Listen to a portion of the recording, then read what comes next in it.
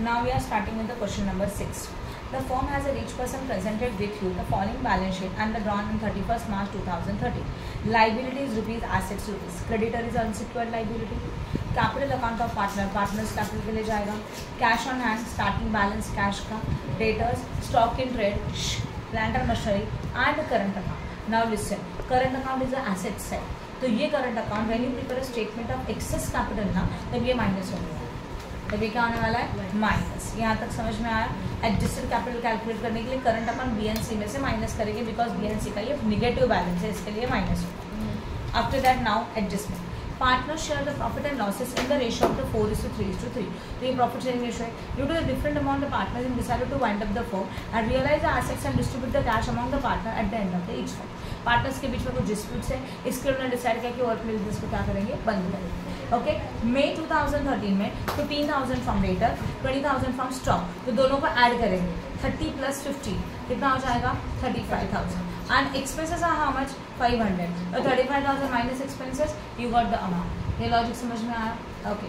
June 2013 balance of debtor realise 10,000 and stock is fixed 24. इन दोनों को ऐड करो, you got a second realisation. मतलब डेटर से आपको रियलाइज हुआ 10,000 एंड स्टॉक से रियलाइज कितना हुआ आपको? 24,000. दोनों का एडिशन करेंगे, ultimately you got what? Second realisation. बातें मत करो. August 2013, part of machinery was sold at 18,000 and expenses incidental to the sale is 600.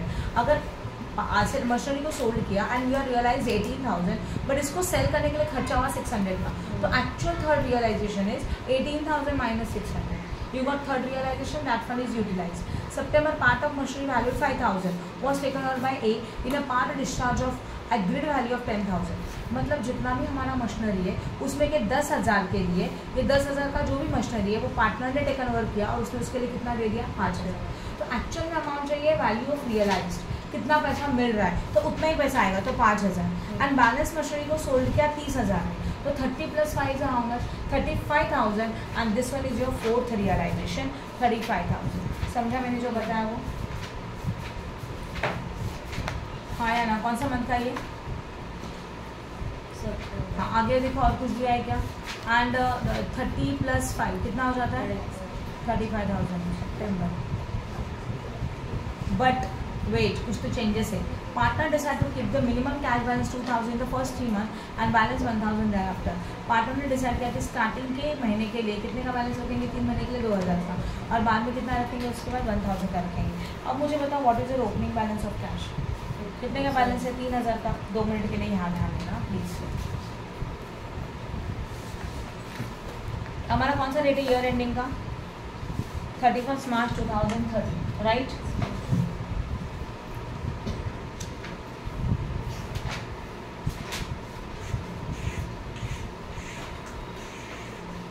Okay.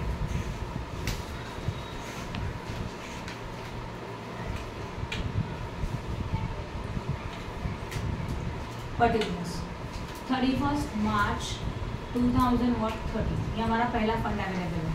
बाद में कितने रियलाइजेशन कब कब हुए जरा बताओ? मई, जून, जुलाई, मई, जून, अगस्त एंड सितंबर. सही क्या है? मई में, जून,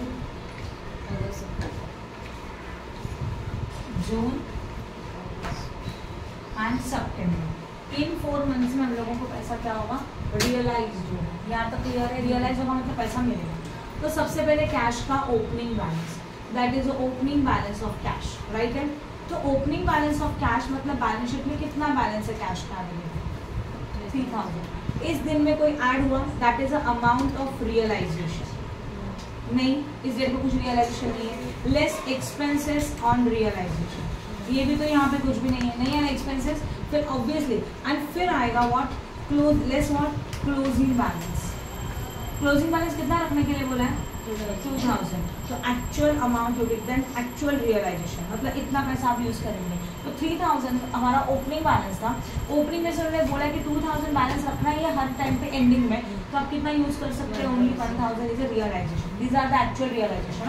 now already we are having what is your closing balance? यही क्लोजिंग बैलेंस यहाँ ओपनिंग में जाएगा. अब देखो रियलाइजेशन कितना हुआ, कौन से मंथ में, मई मंथ में। मई मंथ में 50 + 20 कितना बन जाता है 35,000 एंड एक्सपेंसेस कितना है 500 का। तो रियलाइजेशन में पैसा मिला 35,000, बट उसी के साथ 500 का क्या हो रहा है एक्सपेंसेस हो रहा है, तो ये माइनस होगा। तो आपको और 2000 का क्या रखने का है compulsory, closing balance.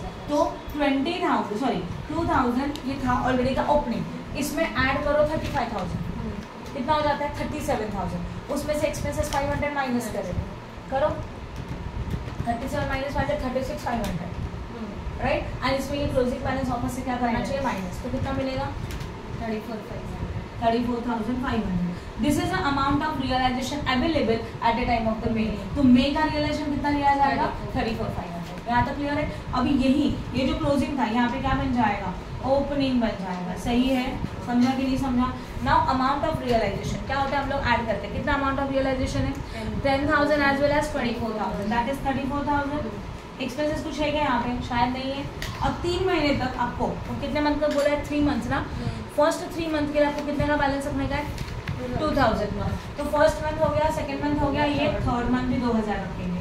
Now 2000 + 34 36 minus 2000 again how much 34,000। ये पैसा हम लोग रियलाइजेशन के लिए यूज करेंगे।